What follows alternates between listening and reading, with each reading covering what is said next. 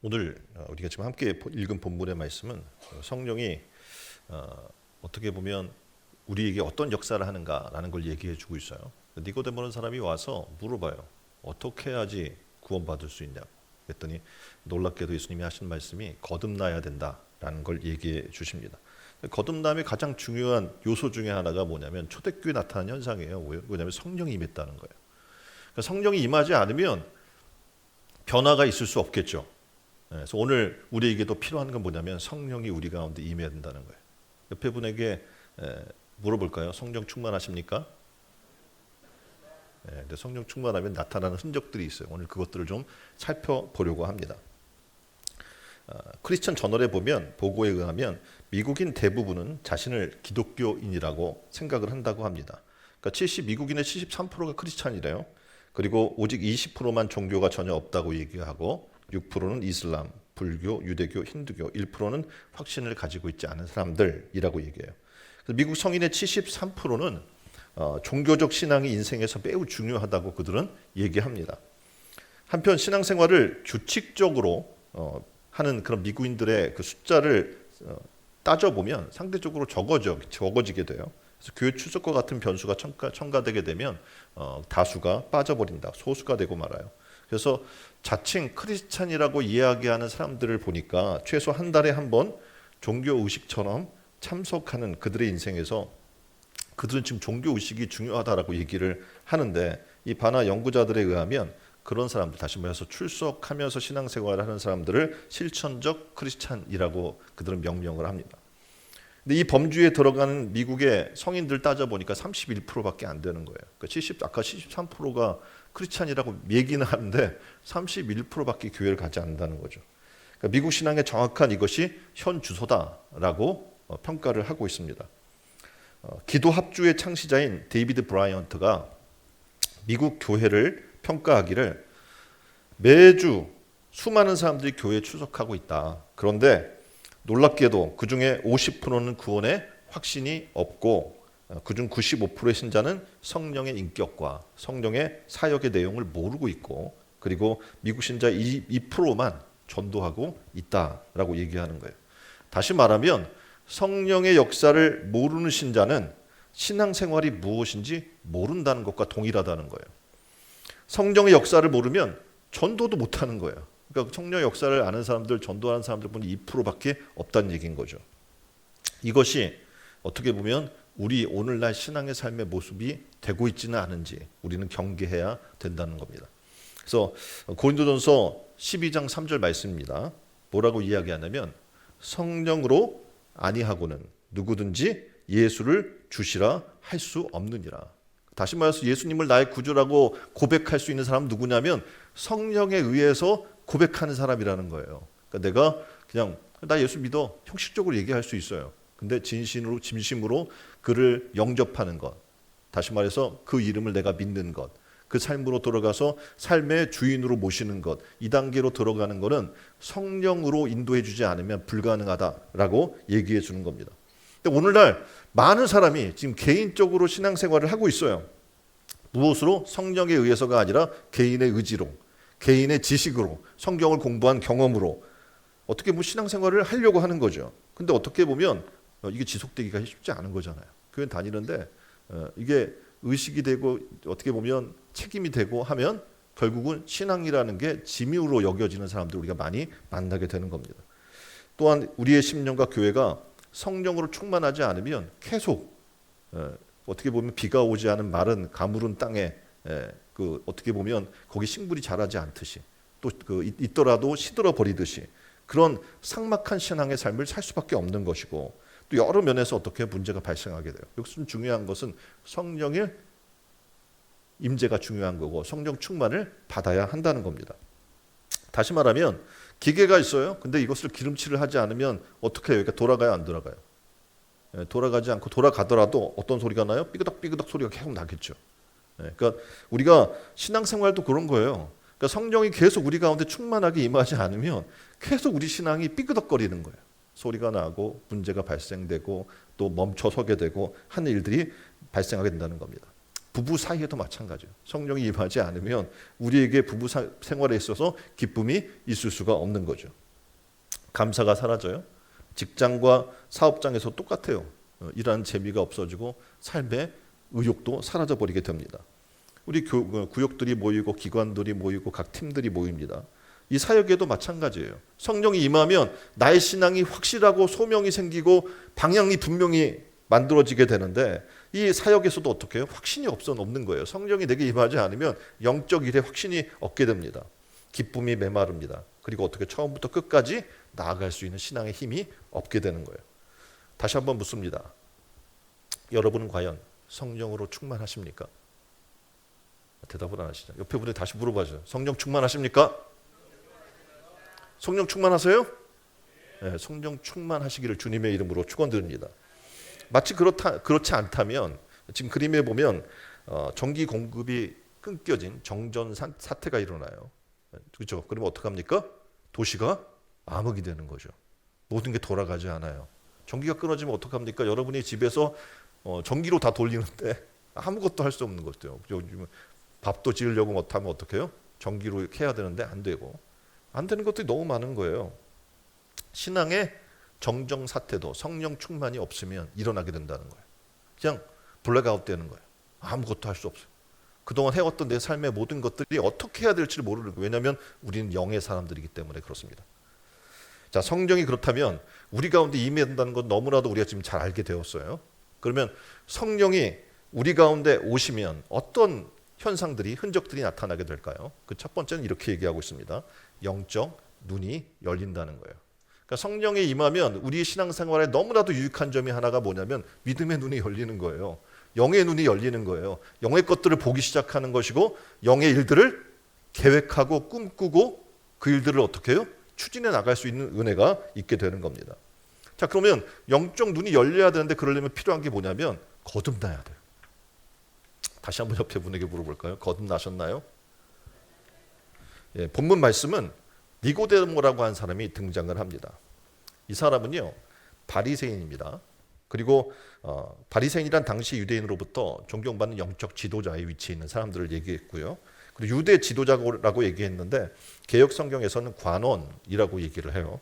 자, 그럼 관원이라고 하면 지금의 국회의원의 위치에 있는 사람인 거예요. 이스라엘이 70명으로 구성이 된 사내들인 공의회라고 하는 것이 있어요. 근데 여기에 소속된 멤버 가운데 한 명이라는 겁니다. 대단한 거죠. 거의 정치 지도자급에 있는 사람들이었던 거죠. 니고데모는 지식도 명예도 가진 지체 높은 사람이었습니다. 그런데 밤에 이 사람이 예수님을 찾아왔어요. 한밤중에. 왜 그랬을까요? 예? 왜 밤에 찾아와요? 낮에 찾아오지? 바빠서? 보면 그래요. 지금 예수님은 당시에 어떤 소문이 있었냐면 세리나 창녀, 병자들과 가까이 했어요. 그 사람들이 볼 때 저 사람 불결한 사람이고 저 사람과는 함께하면 안 되는 사람이야 라고 찍혔어요. 한마디로 사회적으로. 그러니까 어떡합니까? 이 꺼리는 예수님을 대낮에 찾아서 만난다는 건 내가 손가락질 당하고 비난을 받을 수가 있는 거죠. 그래서 어떡합니까? 사람들이 볼까 봐 밤중에 몰래 조용히 찾아온 겁니다. 그리고 이 밤에 예수님께 질문하며 토론이 시작이 됩니다. 토론의 주제는 이거였어요. 뭐냐면 하나님의 나라. 니고데모는 바리새인이기에 철저히 율법적으로 살았어요. 그리고 천국에 대한 내세관도 갖고 있었고요. 또 이들은 사두개인과는 달리 어떻게 부활도 믿는 사람들이었습니다.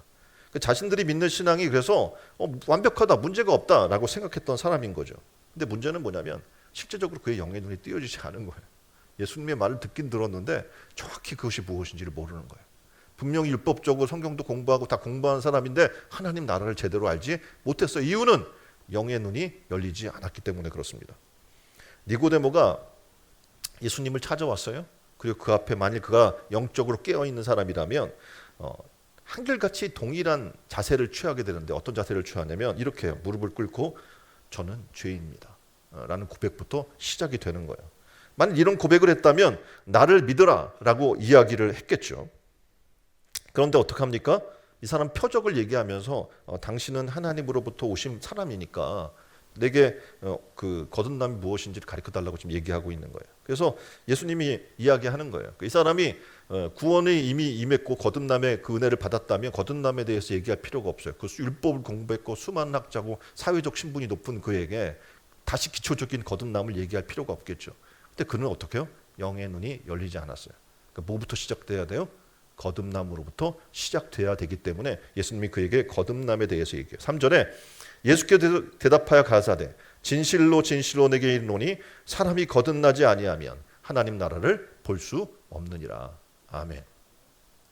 거듭나지 않으면 뭐하지 못해요? 하나님 나라를 볼 수 없는 거예요. 그가 열심히 성경도 공부하고 율법학자로 살았고 종교인으로 살았지만 그의 삶에 거듭남이 없어요. 그래서 하나님 나라를 볼 수 없어서 천국을 사모하지만 전혀 그것을 추구하는 삶을 살지 못했던 겁니다. 많은 사람들이 교회를 다녀요. 근데 문제는 뭐냐면 교회를 다니면서 다 아는 것처럼 얘기하는 사람들을 보게 돼요. 저는 지금도 잘 몰라요. 하나님을 더 깊이 알고자 하는 이유가 뭐냐면 하나님을 잘 몰라요. 근데 놀랍게도 잠깐 교회를 다니고선 어떻게 해요?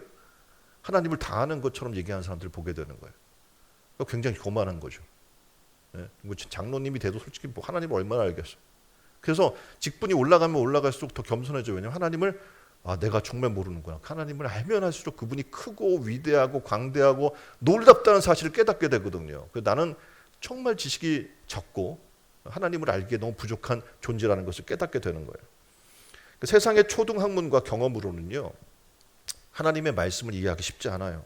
성경도 영적인 것도 해석할 수 없어요. 그런데 사람들은 어떻게 해요? 세상에 좀 지식을 배웠다고 해서 그걸 가지고 하나님의 말씀을 해석하려 들고 평가하려 들고 보이지 않는 하나님, 초자연적인 하나님, 온 우주 만물을 지으신 하나님을 논하려고 하는 것을 우리는 보게 됩니다. 영적인 일은, 그래서 오늘 성경이 얘기해요. 영적인 일은 영적인 것으로만 분별할 수 있다. 교회 여러분이 나오시잖아요. 세상 지식으로는 영적인 것을 논할 능력도 없고 지혜도 없고 여러분 할 수 있는 방법도 없는 거예요. 영적인 것은 무엇으로? 영적인 것으로만 이해할 수 있고 분별할 수 있음을 깨달으시기 바랍니다. 우리가 예수를 지금 믿고 살지만 그림에서처럼 바리새인과 지금 세리가 기도를 하고 있잖아요. 그러면 바리새인이 앞에 나와서 기도해. 나는 저 죄인 같지 않음을 감사합니다. 라고 자신의 어떻게 해요? 신앙의 부분들을 자랑을 해요. 가면을 쓴 거죠. 그리고 어떻게 해요? 자기의 신앙을 고집해요. 하루에 몇 번 금식을 하고 내가 뭐하고 구제하고 뭐하고 그런 걸 가지고 어떻게 고집하며 살아나가는 거예요. 니고데모, 바리새인, 사두개인, 당시의 서기관, 장로들, 대제사장, 이들은 다 어떤 사람들이었냐면 성경은 예수님은 뭐라고 얘기하냐면 육의 사람이다. 육의 사람이니 영의 일들을 분별할 수 있어요? 없어요? 없다라고 얘기하는 거예요. 그들은 놀랍게도 세상 권력을 가졌고요. 종교 중에서 제도적인 종교 안에 들어가 있었고요. 그랬기 때문에 어떻게 성경도 굉장히 많이 봤기 때문에 그들은 안다고 생각했어요. 그리고 자신들은 본다고 생각했는데 그들의 문제는 뭐였냐면 영적 눈이 닫혀 있었다는 겁니다. 하나님 나라, 이 구원을 놓고는요, 우리가 길게 얘기할 필요도 없어요. 왜냐하면 영적인 것은 영적으로 분별해야 하기 때문에 그렇습니다. 따라서 내가 세상적으로 많이 배웠고 세상에 나이가 많고 경륜이 있다고 한들 하나님의 나라를 알 수가 없는 거예요. 다시 말해서 신앙으로 들어가려면 거듭나려면 체면을 내려놔야 돼요.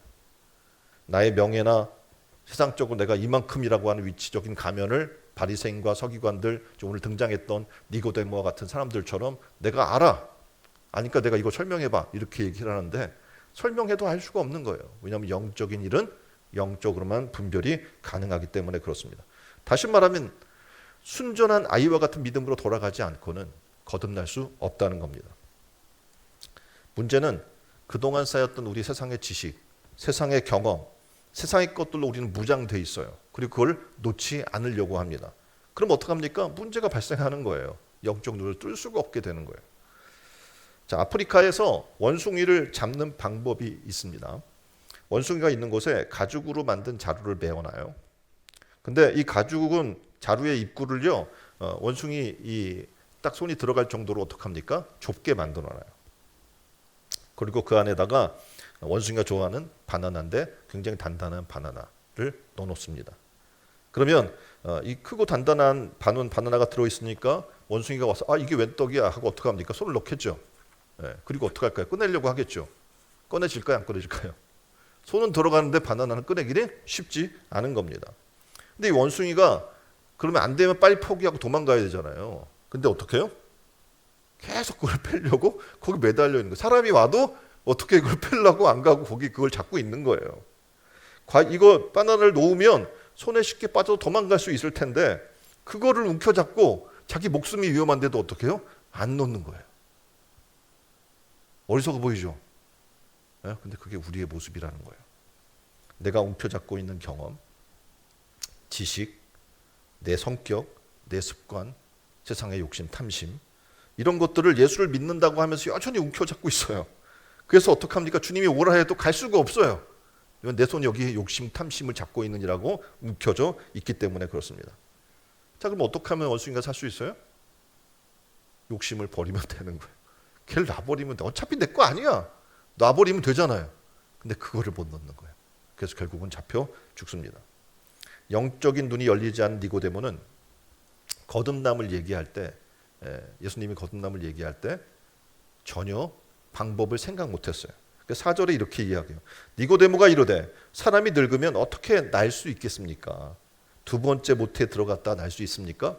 영적 차원을 모르니까 육의 차원으로 얘기하니까 다시 태어난다고 얘기하니까 전혀 영적인 것이 아니라 육적인 해석으로 다가가는 거예요. 그러니까 어떻게 보면 니고데모 말처럼 다시 태어난다고 한번 생각해 보세요. 그러면 우리는 다시 애기니까 깨끗해지겠죠. 근데 죄의 문제 해결할 수 있어요, 없어요? 없어요. 또 인간인지라 또 죄를 범하고 또 반복돼서 죄 가운데 살아나가는 거예요. 계속 다시 태어나야 돼. 예? 그러니까 별 의미가 없는 거죠. 그래서 5절에 예수님이 답을 얘기해요. 뭐라고 얘기하냐면 진실로 진실로 내게 이르노니 사람이 물과 성령으로 나지 아니하면 하나님 나라에 들어갈 수 없느니라. 예수님은 지금 얘기하는 거예요. 거듭남은 물과 성령의 역사로 가능하다. 다시 말해서 하늘로부터 다시 태어나는 것을 얘기한다라고 이야기하고 그것이 없으면 너는 하나님 나라를 볼 수 없다라고 얘기하시는 겁니다. 그러니까 육체를 말하는 게 아니라 영을 얘기하고 있는데 니고데모는 지금 이해하지 못하고 있어요. 왜냐하면 지금은 그는 육의 사람이기 때문에 그렇습니다. 성령이 임해야 된다고 얘기하는데 그러면 성령이 임하시고 거듭나면 역사가 일어나요. 근데 성령의 역사는 많은 사람들이 육의 단계에 있을 때는 이해가 안 돼요. 성령 받으라고도 이해도 안 되고 보이지 않잖아요. 뭐에 비유를 하냐면 어떻게 보면 바람과 같다라고 이야기하잖아요. 바람 보여요, 안 보여요? 보이지 않아요. 근데 바람이 지나간 흔적을 통해서 우리는 아는 거예요. 지나가면 어떻게 해요? 나뭇가지도 흔들리고 낙엽잎도 움직이고 그렇죠. 그걸 통해서 바람이 있구나 라고 하는 것처럼 우리의 신앙의 삶 속에도 어떻게 성령을 모시게 되면 지금 말씀드렸던 것처럼 영의 눈이 뜨여지고 이런 현상들이 일어나게 되는 거죠. 이전까지는 눈으로 보고 귀로 듣고 코로 냄새를 맡고 지금 아까 얘기한 것처럼 또 그림에 보면 인간의 감각 그 현상들이 나타나요. 눈으로 보고 귀로 듣고 코로 냄새 맡고 혀로 맛보고 손으로 느껴지는 감각적이고 물질적인 것을 우리는 의지하며 삽니다. 그런데 결국은 죽으면 한 줌의 흙으로 남는 것밖에 없는 그런 허무한 인생을 살아가는 거죠. 근데 예수님을 우리 마음에 모시고 주님이 주신 선물인 성령을 우리가 받게 되면 놀라운 영적 세계의 문이 열리기 시작하는 거예요. 성경 속에서 하나님의 지혜를 만나요. 세상의 지식이 아니라 하나님의 지혜를 만나요. 그리고 어떻게 합니까? 하나님께서 보여주시는 하나님의 세계를 우리는 만나게 되는 겁니다. 처음에는 이게 한번 팍 열려서 보이면 좋은데 우리는 그런 능력이 없어요. 그래서 성령을 받게 되면 놀랍게도 어떻게 합니까? 영적 세계가 보이기 시작하는데 창문으로 조금 열어서 창밖을 내다보듯이 그렇게 조금 보이는 거예요. 예? 그렇게 했다 어떻게 합니까? 전혀 보지 못했던 세계가 점점점 넓게 열려 나가기 시작됩니다. 천국과 지옥이라는 존재를 믿게 돼요. 그러면 나의 삶의 목표와 방향성이 완전히 바뀌게 돼요. 죽으면 천국과 지옥이 있다는 거예요. 그런데 한 번 죽는 것은 사람에게 정하신 것이 구현 심판이 있어요. 그러니까 하나님 앞에 섰을 때 심판받아요. 근데 예수 그리스도를 내가 제대로 믿으면 그가 나를 위해 십자가 달려 죽으신 것이 바로 나의 죄 때문임을 내가 믿으면 그리고 그 십자가의 선상에서 나의 모든 죄를 다 담당하시고 가셨기 때문에 내가 그와 함께 십자가에 못 박히고 그와 함께 십자가에 죽었음을 내가 믿는다면 어떻게 우리의 죄는 사함 받았다는 놀라운 은혜가 일어나게 되는 거예요. 근데 이것이 영적으로 믿어져야 가능해지는 거예요. 육적으로 믿어져요? 이해가 돼요? 절대 안 돼요. 그래서 영의 눈이 뜨여지기 시작해야 되는 거예요. 그래야 신앙의 삶이 시작되는 거예요. 교회 많은 사람이 다니잖아요. 도대체 이 사람들 뭐야, 교회는 다니는데. 왜 생활이 안 바뀌지? 왜 변화가 없지? 예수님 믿는다면서 왜 천국 바라보지 않고 땅만 바라보고 살지? 이유는 뭐예요? 영적 눈이 닫혀 있어요. 보이는 대로 사는 거잖아요, 사람들은요. 하나님 나라가 보이지 않아요. 영적 세계가 보이지 않아요. 그러니까 어떻게 육으로 살아나가는 거예요. 어차피 죽으면 한 줌 흙으로 돌아갈 존재인데 그거를 그냥 움켜쥐고 거기다 수많은 돈을 투자하면서 그렇게 살아나가게 되는 겁니다. 나부터 거듭나지 않으면, 내가 변화되지 않으면 내가 좋은 대로 살게 되는 거예요. 내 의견에, 내 생각에, 내 마음에 좋은 대로 살아요. 그럼 어떤 시대가 옵니까? 사사시대와 같이. 그 시대는 어떤 시대예요? 하나님이 없어요. 그러니까 자기 뜻대로 자기 멋대로 계속 죄악을 반복하며 살아나간 시대죠. 중세 암흑 시대도 그랬던 거예요. 하나님을 죽였어요, 그들이. 그리고 어떻게 합니까? 하나님 존재 없이 자기 멋대로 사는 거예요. 그래서 주님이 이렇게 말씀하는 거예요. 요한복음 3장 5절로 7절에 예수께 대답하시되 진실로 진실로 내게 이르노니 사람이 물과 성령으로 나지 아니하면 하나님 나라에 들어갈 수 없느니라. 육으로 난 것은 육이요 영으로 난 것은 영이니 내가 내게 거듭나야 하겠다는 말을 놀랍게 여기지 말라. 바로 우리의 모습이에요. 니고데모 같은. 거듭나라. 도저히 이해가 안 되죠. 우리가 지금 학습, 세례, 입교, 수많은 교육을 하는데 거듭난다는 것. 어떻게 보면 지금 교회도 다니고 수많은 신앙생활을 했으니까 자기는 뭔가 안 것 같은데 실상 우리가 거듭난다는 것에 부딪히게 되면 안 되는 거죠. 왜냐하면 죽어야 되는 거거든요. 육으로는 죽고 영으로는 살리심 받는, 다시 태어나는 거잖아요. 이 과정이 있어야 돼. 이 과정 없는 사람은 그냥 교회만 다니는 거예요. 아무런 체험도 없어요. 영적 체험이. 하나님 세계를 못 보니까 육의 것만 바라보고 살 수밖에 없어요. 아무리 떠들어도 들을 귀가 없어요. 그래서 우리에게는 어떻게 영적 눈이 뜨여지는 거듭남의 역사가 필요한 겁니다. 그래서 혈통으로나 육적으로나 사람의 뜻으로 나지 아니하고 하나님으로부터 난 자라고 얘기를 하는 거예요. 근데 우리 안에 혈통으로 묶여 있는 사람들, 사람의 뜻으로 그냥 하나님의 뜻이 아니라 사람의 뜻으로 끌려 사는 사람들이 너무 많은 거죠. 이들은 교회만 나오면 하나님 나라에 갈 거라고 생각해요. 제 옆에 분에게 물어보세요. 죽으면 천국 가세요?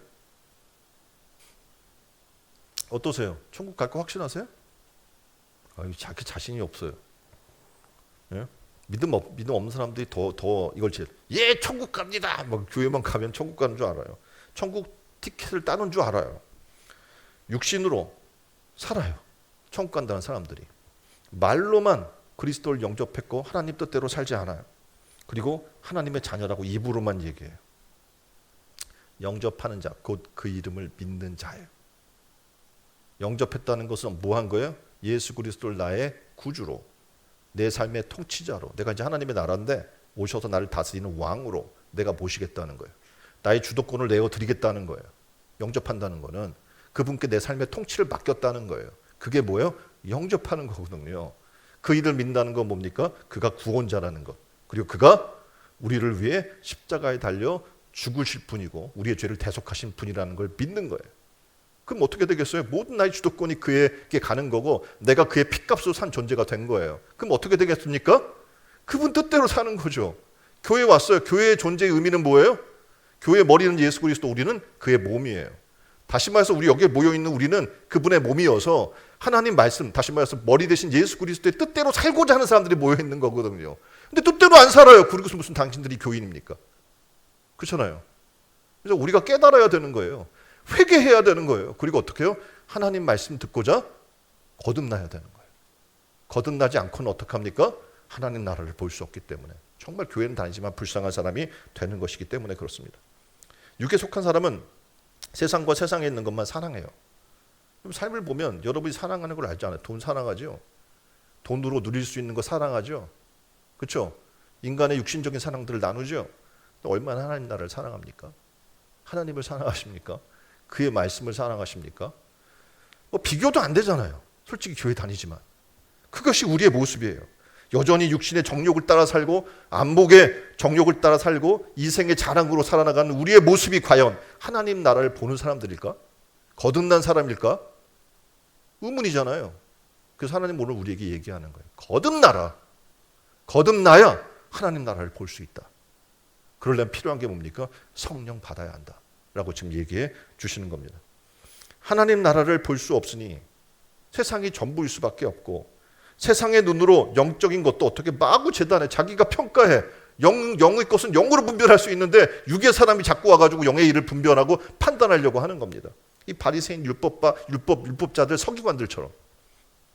오직 하나님으로부터 온 영을 받아야만 거듭날 수 있고, 하나님의 은혜로 주신 그 은사를 받아야만 영의 분별력이 생기고, 그리고 그 영의 분별력으로 우리가 할 수 있는 게 뭔지 아십니까? 하나님 말씀에 순종하는 거예요. 순종? 그거 좀 정말 미친 사람들이 하는 거죠. 절대 아니에요. 하나님의 은혜를 받은 사람들이 하는 거예요. 아무나 순종할 수 있어요. 생각해봐요. 여러분이 하나님 말씀 하나도 순종하기 쉽지 않잖아요. 내 뜻대로 살아나가는 게 우리인데.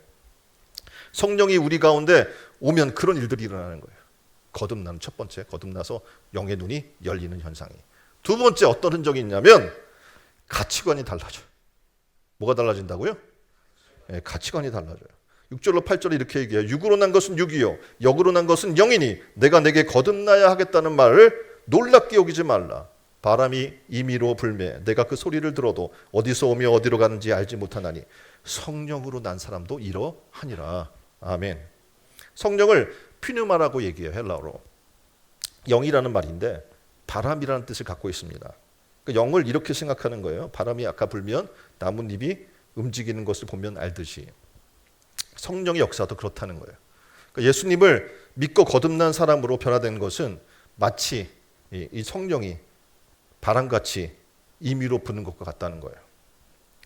다시 말해서 거듭나는 건 나의 의지와 나의 결단으로 절대 되지 않는다는 겁니다.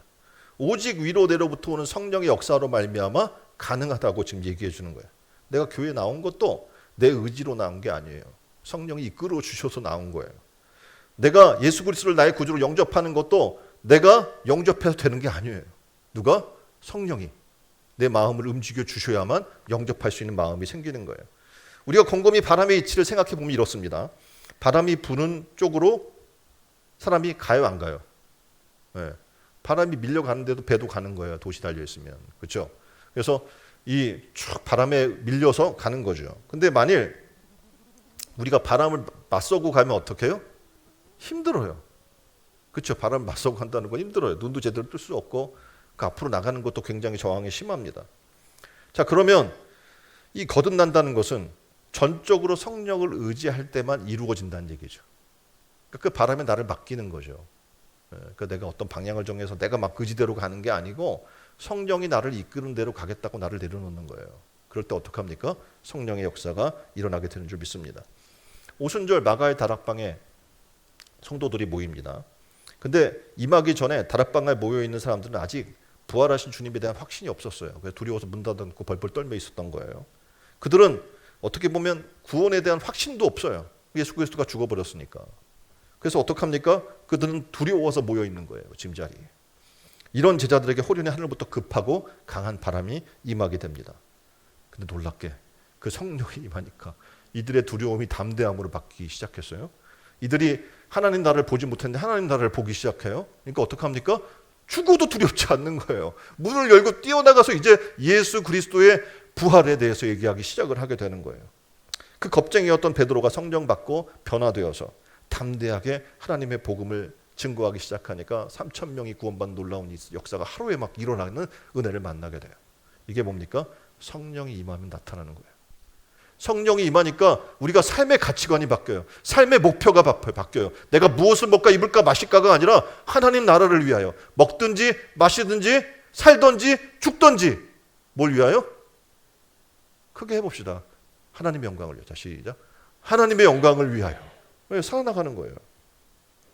놀랍게도 우리의 신앙의 삶을 이제 그때 초대교회와 비교해서 유모 작가인 루코크가 현대판 사도행전이라는 걸 이제 얘기를 했어요.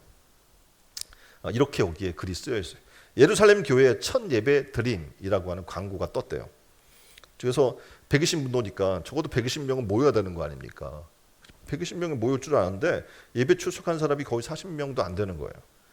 베드로 그 내용을 살펴보니까 베드로가 최근 가족과 구입한 갈릴리 호수 별장으로 주말 여행을 떠났고, 바돌로메는 집에 손님이 왔기 때문에 예배 오지 못했어요. 빌립 가족은 지난밤 늦도록 계속된 파티 휴유증 때문에 못 왔어요. 안드레는 새 차를 구입하려고 모터쇼에 참가하느라고 그 주일날 하필이면 열려가지고 못 왔어요. 마태는 근무처인 세무서에서 시간에 근무하느라고 오지 못했어요. 요한은 사업자 골프 치러 갔어요. 도마는 취직 시험이 주일과 하필이면 겹쳤네. 그래서 못 왔어요. 자, 어떻게 됐습니까? 성령이 임했을까요? 안 임했을까요? 네? 성령도 망설이다 오지 않았다고 여기 내용에는 담겨져 있습니다. MZ세대, 요즘 삶의 가치관의 내용이 도포에 나와 있어요. 이전에는 부귀, 영화, 공명 최고의 이것이 가치였는데, 직업에 있어서 연봉 성취보다도 이제 삶의 여유가 MZ세대는 더 중요하고, 또 보상보다는 평등이 중요하다고 생각하고, 사회적 성공보다는 내적 성공이나 관계가 중요하다고 MZ세대가 이제 성공의 방향성이, 삶의 가치관이 바뀌었다, 이렇게 얘기가 돼 있어요. 어떻게 보면 교회라고 해서 지금 이 안에 있는 사람들이 거듭나지 않은 사람들이 있을 경우에 어떻게 세상과 별반 다르지 않은 세상의 가치관으로 살 수밖에 없는 거예요. 거듭난 사람만이 다른 가치관을 가지고 이 교회 안에서도 살아나가게 되는 겁니다. 이제 우리가 필요한 건 뭐냐면 성령이 우리 가운데 임하는 거예요. 우리 가운데 임하면 우리의 모임이 즐거워져요. 지금 왔다가 예배 출석 도장만 찍고 불이 나게 달려나가는 것이 아니라 이 안에서 성도가 함께하는 교제를 즐거워하고요. 이 안에서 어떻게 해요? 함께 하나님을 섬기고 말씀을 배우고 그 훈련받은 것을 가서 전하는 그런 심령의 삶들을 즐겁게 여기는 사람이 되는 거예요. 또한 이 땅에서의 어떤 성공보다는 내세에서 받을 상을 인생의 삶의 목표로 여기는 그런 사람으로 가치관이 바뀌게 될 줄 믿습니다. 중국에서 지금까지 20년 넘게 선교를 한 최수연 선교사의 이야기가 있어요. 이 내용에 보면 이렇게 나와 있어요. 최하진 선교사가 국내에 있을 때 카이스트 박사로 연구소에서 공부를 잘 하고 있었습니다. 그러다 어느 날 청년께서 중국으로 선교를 가라는 마음을 주시는 거예요. 근데 이제 그걸 얘기했더니 부인이 극구 반대하는 겁니다. 왜냐하면 지금 굉장히 안정적인 삶을 살고 있는데 지금 중국 가면 어떡해요? 그 삶을 살 수가 없잖아요. 그래서 예전에 그러니까 지금 이 내용은 이제 간증이에요. 그러니까 최수연 이제 선교사잖아요. 그래서 내 인생은 주님의 것이다라고 하는 지금 책이 있는데 이 책에 나와 있는 간증의 내용입니다. 그래서 얘기를 하는 거예요. 이전에는 남편하고 자기가 한 일이 뭐냐면 야 어디 놀러 갈까? 우리 휴가 잡아서 이게 주요 관심사였고요. 야 어느 지역에 부동산에 투자할까? 이게 주 관심사였다는 거예요. 그런데 이제 남편이 갑자기 바뀌어가지고 가치관이 서로 달라진 거예요. 그래서 막 충돌이 일어나기 시작한 거죠. 이 최수연 씨라고 하는 사람은요, 씀씀이가 굉장히 큰 사람이에요. 그래서 백화점의 VIP 고객이었어요. 얼만큼 잘 사는지 알겠죠? 예? 그 정도예요. 그래서 화려한 삶을 살던 그런 사람입니다. 그러니 모든 걸 내놓고 선교사로 가져가는 남편의 이야기는 청천벽력과 같은 거죠. 그래서 막은 겁니다. 안 된다고 막은 겁니다. 어느 날 남편의 책상에 메모를 발견했습니다. 거기 이렇게 써 있어요. 시간이 흐를수록 내 영혼은 햇빛에 말라 비틀어지는 풀과 같구나. 한켠이 좀 짠하지만 그래도 이 편한 삶을 포기할 수 없잖아요. 막았습니다. 그러다가 휴스톤에 갈 일이 생겼어요. 그래서 부부가 함께 갔는데 거기서 이제 가는 김에 거기서 예배를 드리게 됐습니다. 근데 그 교회 목사님이 간증을 해요. 내가 공학 박사였는데 어느 날 성령께서 자기에게 목회자가 되라는 강력한 말씀을 주셔서 제가 이곳에 있습니다. 그런데 아내가 너무 반대하는데 망치로 집 문을 막 부실 정도로 반대했다. 같이 죽자고 할 정도로 반대를 했다는 거예요. 그러다가 하나님께서 역사하셔서 아내를 성령의 은혜로 변화시켜 주셨고 그래서 목회를 하게 됐다라고 간증을 하더라는 겁니다. 그 이야기를 듣는데 누가 찔리겠어요? 최수연 이 아내가 찔리는 거예요. 내게 하는 얘기 같은데 근데 자기는 그렇게 문을 부시지 않았지만 부시고 싶은 마음이 수없이 들었다는 거죠. 자기가. 그래서 그 안에서 이제 찔림을 받고 기도하다가 놀랍게도 성령이 그 가운데 임하게 돼요. 그리고 어떻게 회개하게 돼요. 그리고 어떻게 중국으로 가게 된 거죠.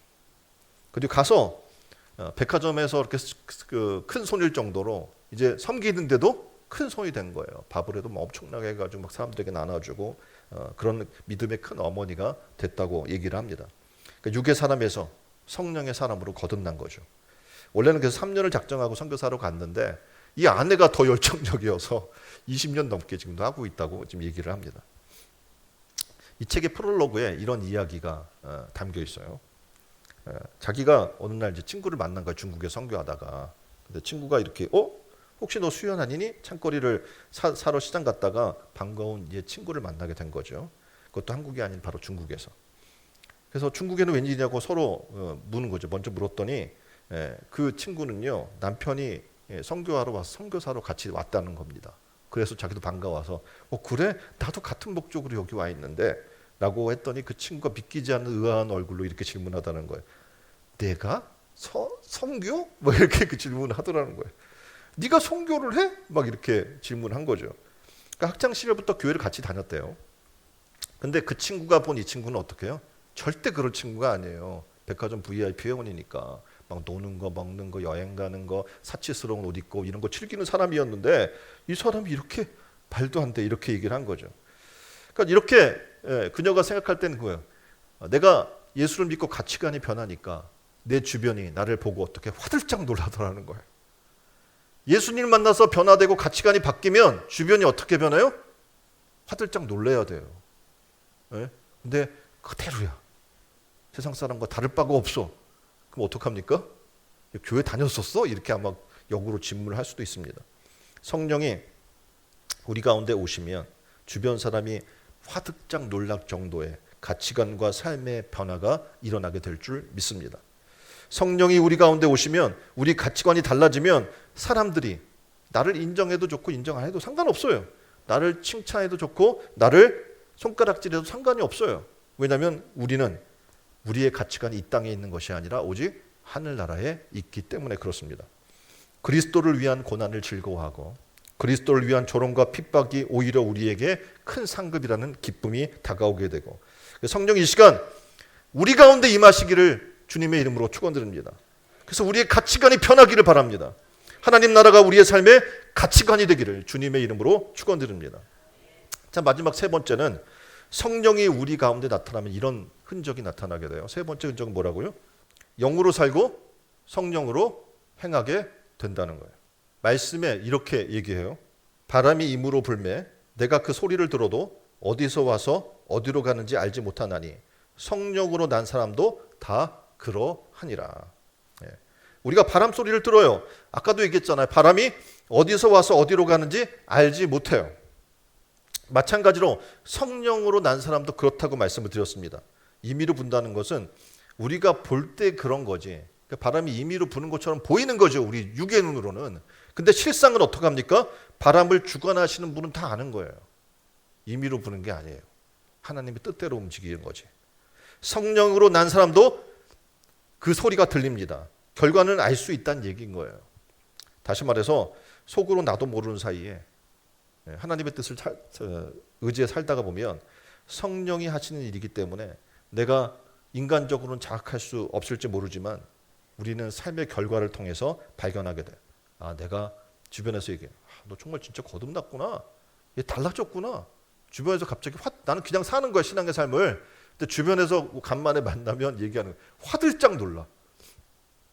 어떻게 그렇게 바뀔 수가 있어? 어떻게 그렇게 변화가 될 수가 있어? 그러니까 어떻게 보면 그렇게 성령으로 영으로 살고 성령으로 행하다 보면 어떻게 그 사실에 대해서 결과론적으로 우리는 발견하고 알게 된다는 겁니다. 예수의 사람은 육체와 함께 그 정욕과 탐심을 십자가에 못 박습니다. 갈라디아서 5장은 우리에게 성령과 육체의 갈등과 거스름과 대적함을 가르쳐 줍니다. 그래서 이렇게 얘기하죠. 갈라디아서 5장 16절 17절입니다. 너희는 성령을 따라 행하라.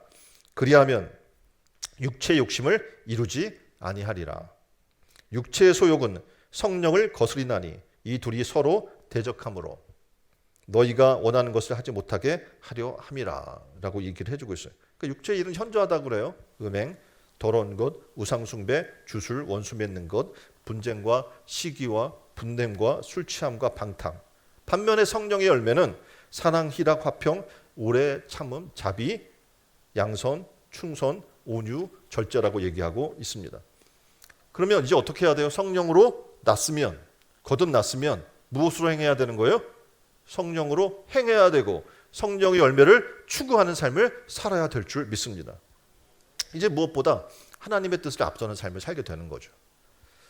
찰스 M 쉘돈의 예수님이라면 어떻게 하실까라고 하는 책이 있어요. 예전부터 고전인 거죠, 거의. 한 교회의 담임 목사가 우연한 일을 만나요. 그 계기로 삶과 신앙에 대해서, 믿음에 대해 고민하게 됩니다. 그리고 신도들과 함께 질문하면서 이렇게 살기를 결정해요. 자, 우리 예수님이라면 모든 상황 속에서 어떻게 하실까라는 질문을 하고 답을 따라 삽시다. 그러면서 벌어지는 일들에 대해서 소설 형식으로 기록된 책이거든요. 여기에 보면 이렇게 해요. 이 사업이 하나님께, 사업하는 사람이 있는데 질문하는 거예요. 이 사업이 과연 하나님께 영광을 돌리는 사업이 될까? 어떤 친구는 영광이 돌리는 것 같지 않으니까 그냥 문을 닫아버려요. 그리고 하나님 영광 돌리는 일을 시작해요. 성공 못할 것 같은데 하나님이 축복해 주시는 거예요. 이 사람과 만나는 것을 과연 하나님이 기뻐하실까? 이 일을 하는 것이 하나님을 즐겁게 해드리는 것일까? 매일매일 생활을 하나님의 뜻과 연결시키고 자기 생애 가운데서 일어나는 사건들을 하나님의 뜻에 맞춰 해석하려고 시도를 하는 거죠. 내게 이런 시련이 다가오는 것, 내가 무엇인가를 하나님의 뜻에서 어긋난 게 있지 않을까? 점검해 보는 거예요. 하나님께서 나를 지금 꾸중하기 위해서 하나님이 이런 일들을 주신 건데 내가 아직 깨닫지 못하는 것이 아닐까? 하나님이라면 어떻게 할까? 주님이라면 어떻게 할까라는 걸 자꾸 질문해 보는 거죠. 하나님께서 나에게 새로운 것을 가르치시려고 지시하는 것이 아닐까? 이게 바로 성령이 임재하면 나타나는 현상들입니다.